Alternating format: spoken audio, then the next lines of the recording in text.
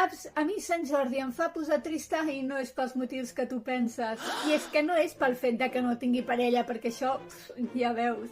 És perquè, per mi, en part, és un recordatori d'un fracàs, per dir-ho d'alguna manera. I és que, com tots sabem, Sant Jordi és el dia de la rosa i del llibre.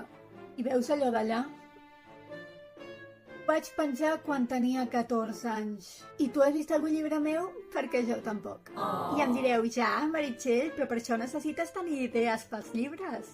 Sí, i allà dalt tinc una llibreta que com a mínim hi ha 5 o 6 bestsellers. I aquí uns quants més. I llavors, quin és el problema? Que no puc escriure'ls, no sé, no puc. És la idea de posar-me a escriure. Hi ha algú dins meu que no puc, de veritat, ho he provat, no puc, no, sóc incapaç. I he pensat molt de per què, si tinc les idees, sóc incapaç de materialitzar-les.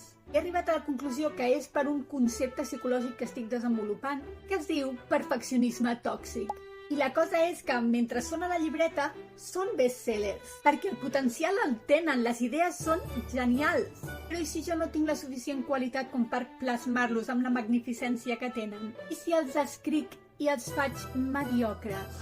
La idea de crear-los i no fer-los tan bé com es mereixen les idees, em genera una sensació de rebuig brutal. M'angoixa tant la idea de no fer-ho bé que prefereixo no fer-ho, perquè si no ho faig no els he decepcionat. Però decepcionat aquí, Meritxell, a les idees, als conceptes, als arguments que tinc per novel·les i històries. La idea de decepcionar-los i crear-los i que siguin mediocres, no puc, m'agòbia. I per això, cada Sant Jordi, quan veig a la gent que ha sigut capaç de crear les seves històries, han sigut capaces de crear les seves novel·les, doncs una part de mi es posa trista, perquè veig que jo no he sigut capaç de fer-ho. I llavors, doncs, una miqueta em sento un fracàs. Però bé, un altre dia us parlaré una miqueta més d'aquest concepte que estic desenvolupant, del perfeccionisme tòxic, perquè en el meu cas asseguro que la quantitat de coses que em fastidia és una barbaritat.